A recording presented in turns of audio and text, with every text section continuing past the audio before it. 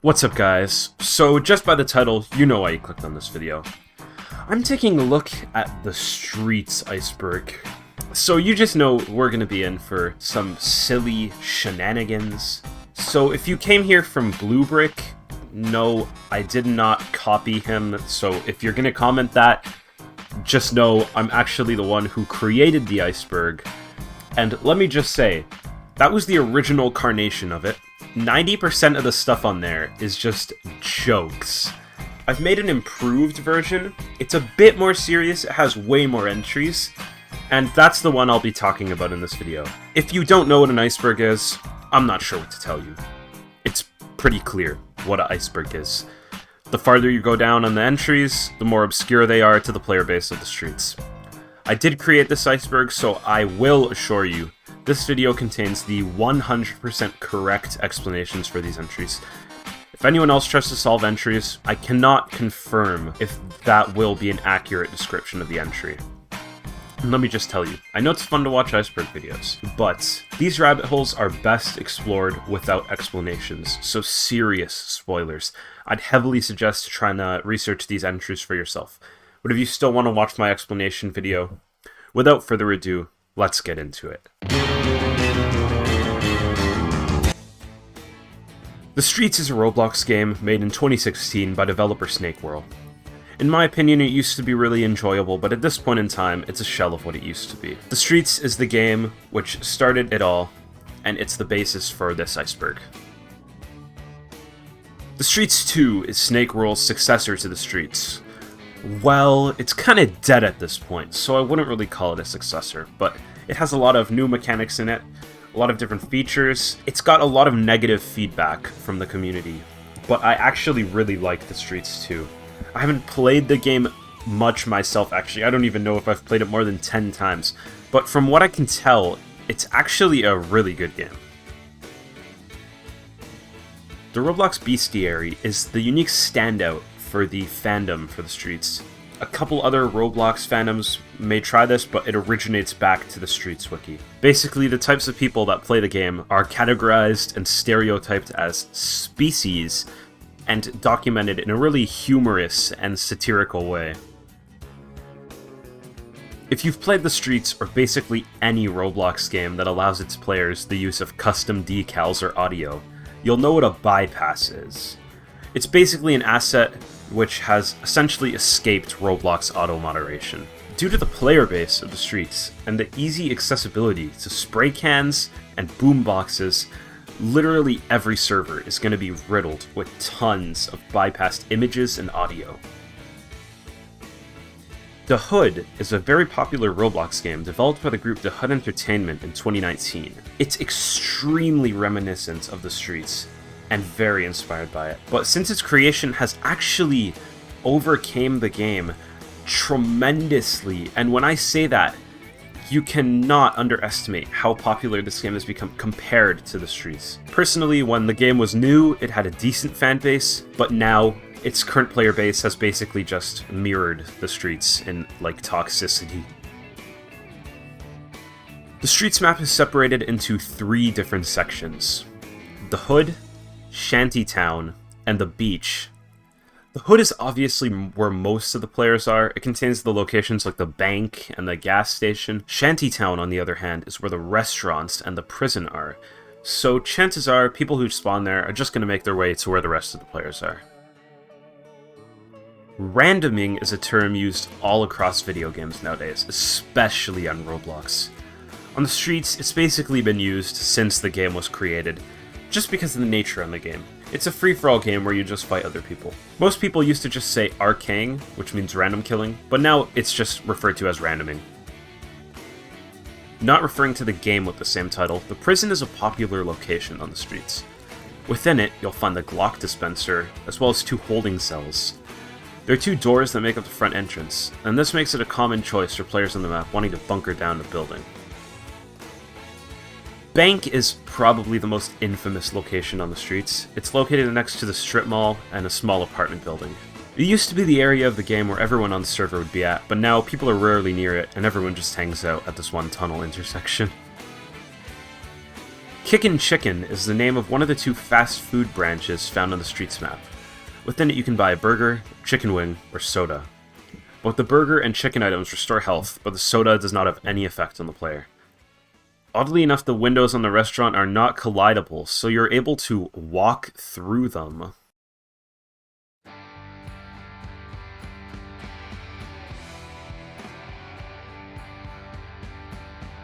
Flamingo is the most popular Roblox YouTuber, with 9.6 million subscribers at the time of making this video. He's played the streets a couple of times on his channel. His most well-known video on it is from August of 2019. And funnily enough, in the description of the video he calls it a roleplay game. So you guys think of that as you will.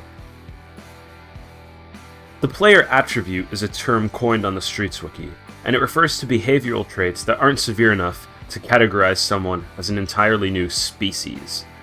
So for example, apartment scrubs would count as a species, while someone who just uses the Uzi to kill everybody would be considered a player with an attribute. This is a joke entry, and it's referring to the link to the hood being the first thing users see when visiting the Streets wiki. I can't say which is better myself, because I've barely played the game at all, but you could make a lot of comparisons between the game. The hood itself is obviously doing better player-wise, with the Streets rarely getting over 1,000 players at a time now. You guys might like one over the other, that doesn't matter to me. The Streets cars used to just be Roblox free models.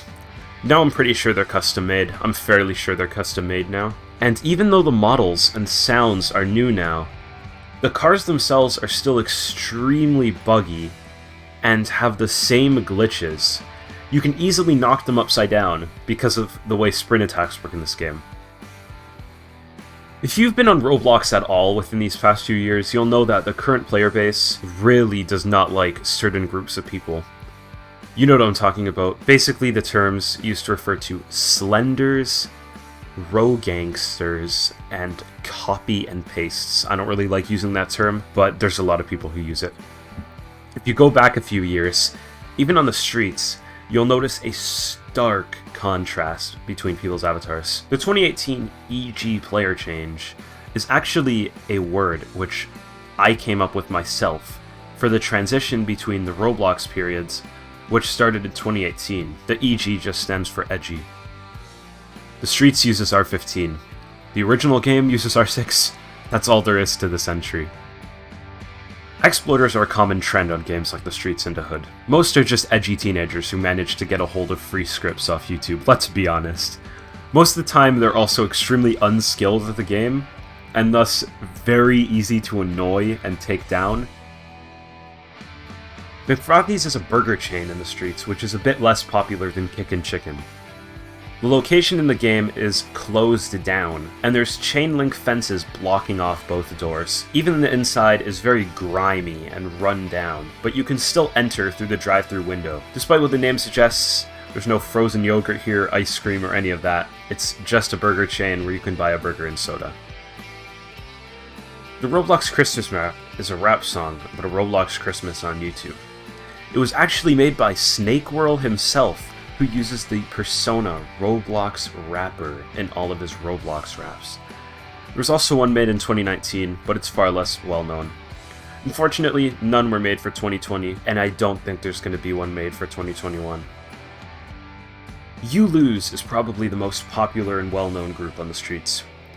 If you go into any server on the game, you're going to find at least one person with the group tag You Lose in all capitals. A large number of its members are extremely scummy. I don't condone this group. I don't like this group. They do a lot of malicious stuff. All of their members are dubious at best. It's no surprise that The Streets is a pay-to-win game. You can buy game passes that easily give you an advantage over everyone else. These include the Glock, the pipe, the sign, the lockpicks, the shotgun, and the bullet-resistant shirt. The bullet-resistant shirt and the custom sign are not accessible without buying the game pass, and the shotgun can only be found around the map but is rare and has no spawn pad. Anybody who's played The Streets has come across people with default Xbox packages. Often these players just go around attacking everyone they see, jumping into fights, and stomping random players. Obviously, this isn't how all Xbox players are, but a large number are, due to the amount of children on the platform.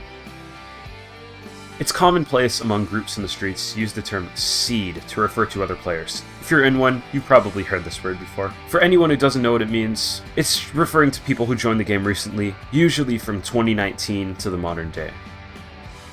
The prison game is a place that you can access through a van that you often spawn next to.